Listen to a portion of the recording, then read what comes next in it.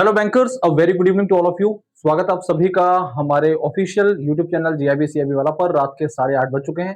मैं भास्कर मिश्रा आपके लिए आपके GIB paper 4 retail banking and wealth management का एक बहुत ही खास टॉपिक लेकर हाजिर हूं। एग्जाम में यहाँ से क्वेश्चन डेफिनेटली बनता है और ये जो सीरीज चल रही है आपकी, जो हमारी पूरी टीम आपके लिए अपने अपने सब्जेक्ट से संबंधित ला रही है, 360 डिग्री कॉन्सेप्ट कवरेज सीरीज। इस सीरीज के अंतर्गत हमारी पूरी टीम आपके लिए इंपॉर्टेंट टॉपिक्स जो हैं, बहुत एग्जाम के नजरिए से कॉन्सेप्ट जो बहुत ही खास हैं, उन सभी पर बेस्ड सेशंस ला रही है। तो आप इन सभी सेशन का हिस्सा बनिए, अपने कॉन्सेप्ट को इंप्रूव करिए। आपके एग्जाम काफी करीब आ चुके हैं और मान के चलिए आपके एग्जाम में अब मुश्किल से 65 to 70 डेज बचे हुए हैं।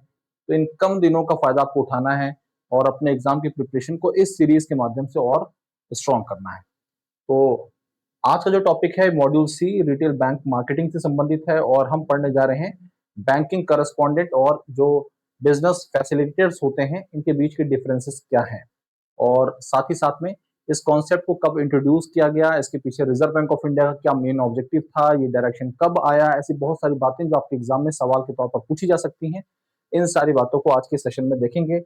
मॉड्यूल सी से संबंधित लेक्चर नंबर 4 है। क्लास का हिस्सा बनिए, क्लास को ज्वाइन करिए। हम पढ़ रहे हैं मॉड्यूल सी और मॉड्यूल सी के बारे में मैं आपको बता चुका हूं कि ये रिटेल बैंकिंग में मार्केटिंग से संबंधित सेशन है और मॉड्यूल है। पूरी मार्केटिंग के बारे में यहाँ पर जानकारी दी गई है। क्लास की शुरुआत करते हैं, लेकिन शुरुआत से पहले मैं आपको एक बार डिलीवरी चैनल कितने प्रकार के होते हैं, कितनी ब्रॉड कैटेगरीज में डिवाइड किए जाते हैं, उसकी पिक्चर को एक बार दोबारा दिखा देता हूं। जब भी हम डिलीवरी चैनल की बात करते हैं तो इसे दो ब्रॉड कैटेगरी में बांटा जाता है। एक होता है फिजिकल चैनल, जिसमें ब्रांचेस आती हैं और बैंक एक्सटेंशन काउंटर्स आते हैं। जब हम इलेक्ट्रॉनिक और रिमोट चैनल की बात करते हैं तो उसके अंतर्गत ATM, internet banking, mobile banking जैसी सेवाएं आती हैं और ये बातें हम पढ़ चुके हैं। इससे पहले हमने मार्केटिंग मिक्स को कंप्लीट कर दिया है। साथ ही साथ में आपकी जानकारी के लिए बता दें, व्हाइट लेवल एटीएम्स क्या होते हैं, एटीएम क्या होते हैं, इनके बारे में भी हमने जानकारी ले ली है। आज के सेशन में हम पढ़ने वाले हैं बैंक बिजनेस करस्पॉन्डेंट्स और बैंक बिजनेस फैसिलिटेटर्स क्या होते हैं। ठीक है, जिसे आप शॉर्ट में बैंक बीसी और बैंक बीएफ के नाम से जानते हैं।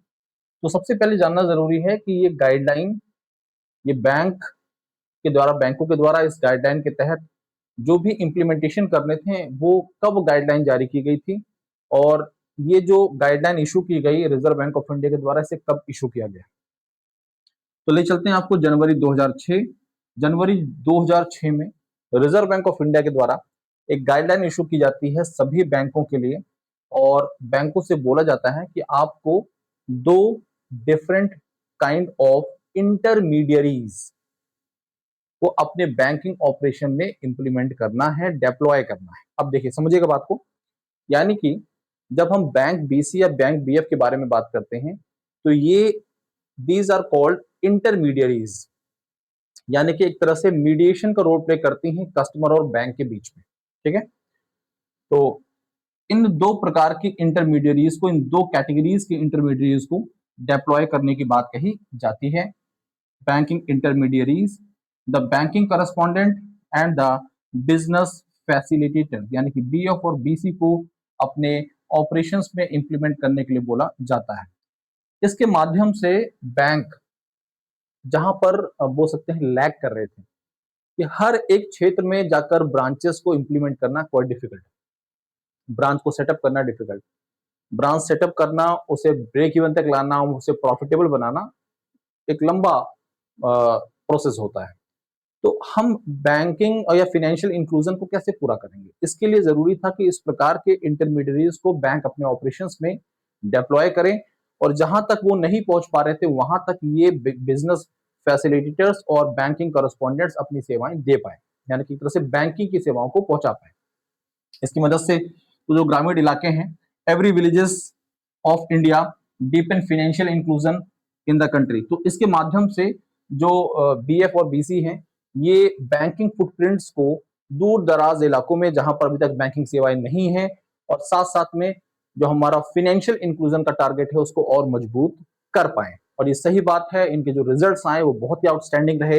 इसके बाद हर बैंक के द्वारा इन इंटरमीडियरीज को अपने ऑपरेशंस में इंप्लीमेंट किया गया। अब गाइडलाइन के हिसाब से और क्या बातें हैं बता देते हैं आपको।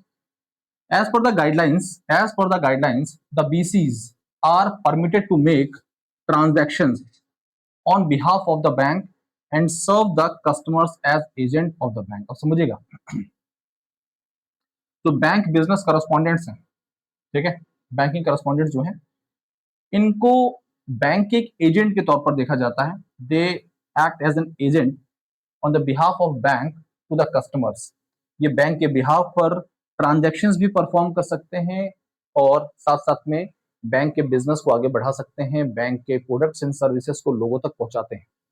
जबकि हम बात करें अगर बिजनेस फैसिलिटेटर्स की, यानी कि बैंक बीएफ की, are permitted to refer client. इनके पास जिम्मेदारी क्या है, क्लाइंट्स को रिफर कर सकते हैं, क्लाइंट के प्रपोजल को बैंक के पास ला सकते हैं और ये बैंक के जो प्रोडक्ट्स एंड सर्विसेज हैं उनको एक तरह से उनके बारे में लोगों तक अवेयरनेस फैला सकते हैं।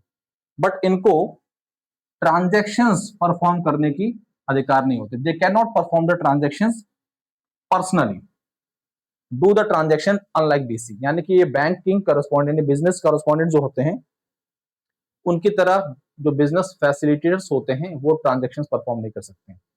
सरल भाषा में, आसान भाषा में समझा जाए तो जो हमारे बैंकिंग करस्पॉन्डेंट्स होते हैं उनके पास ट्रांजैक्शंस परफॉर्म करने के भी राइट्स होते हैं, उनके अधिकार होते हैं और बैंक के लिए वो एक एजेंट का रोल प्ले करते हैं कस्टमर के साथ, ठीक है।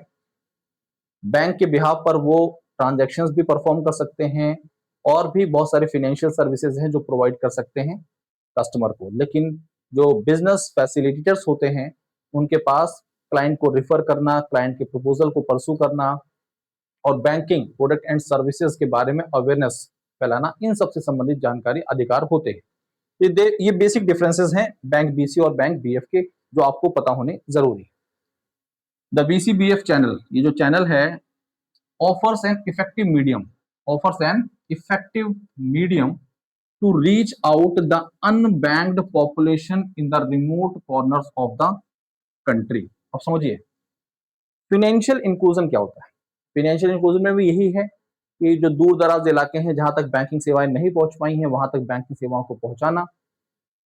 और ये जो चैनल है बैंक बीसीबीएफ चैनल, ये भी वही काम कर रहा है। हमारी बैंकिंग सेवाएं जिन दूर दराज इलाकों तक नहीं पहुंच पाई हैं वहां पर ये एक इफेक्टिव मीडियम को रोल प्ले कर रहा है, बैंकिंग सेवाओं को वहां तक पहुंचा रहा है बिना किसी without having to invest in costly infrastructure of the branches. यानी कि आपको इसके लिए ब्रांचेस को सेटअप करने की रिक्वायरमेंट नहीं है, ठीक है। और साथ ही साथ में जो लोकल पॉपुलेशन है उस तक इनकी रीच को बढ़ाया जा रहा है, जैसे कि बेसिक बैंकिंग सर्विसेज को हम वहां तक पहुंचा पाए। ये तो बात होगी आपकी बैंक बीसीबीएफ की। अब हम बात करेंगे कुछ एडवांटेजेस की जो इस चैनल का इस्तेमाल करके, बीसी चैनल या बीएफ चैनल का इस्तेमाल करके जो बैंक्स के लिए एडवांटेजेस हैं, जो हमारे फाइनेंशियल इंक्लूजन के टारगेट के लिए एडवांटेजेस हैं, उनके बारे में जानते हैं। यहाँ पर एक डेटा दिया गया आपके सामने और ये डेटा जो है बताता है कि अगर किसी ग्रामीण इलाके में, रूरल इलाके में एक ब्रांच सेटअप की जाती है तो वो ब्रांच कितने लोगों को सर्व करती है और कितने समय में अपने ब्रेक इवन तक पहुंच पाती है। तो यहाँ पर बताया गया कि एक रूरल ब्रांच जो है वो 4000 से एट मोस्ट, ज्यादा से ज्यादा 4000 से 5000 फैमिलीज को सर्व करती है 14 से 15 गांव में with in a radius of 15 to 20 kilometres. इस रेडियस तक वो सेवाएं देती है। अपनी जो ब्रांच है इसको लगभग, इस ब्रांच को मिनिमम 5 वर्ष लगते हैं अपने ब्रेक इवन तक पहुंचने के लिए अनबैंक्ड लोकेशन पे, ठीक है। जबकि इसी पीरियड में बीसी और बीएफ चैनल जो है वो बैंक को उसकी सेवाओं को लोगों तक पहुंचाने में एक बहुत बड़ा रोल प्ले करता है बिना किसी सॉलिड इंफ्रास्ट्रक्चर के, ठीक है, और बड़ी पॉपुलेशन को कवर करता है। इसीलिए इस इंटरमीडियरीज को काफी कारगर माना गया है और फाइनेंशियल इंक्लूजन के ऑब्जेक्टिव को अचीव करने में भी इन्हें काफी मददगार बना गया है। दूसरा अगर देखिए, it helps the bank to achieve financial inclusion. तो जो बैंकों के फाइनेंशियल इंक्लूजन के टारगेट्स हैं उनको भी अचीव करने में काफी मदद करता है। It facilitate door step banking, मतलब घर घर तक बैंकिंग सेवाएं प्रदान करने में भी इसका बहुत बड़ा रोल है। The banks are assured of better quality of assets as the target clients are known to the local NGO, post offices, BDO offices.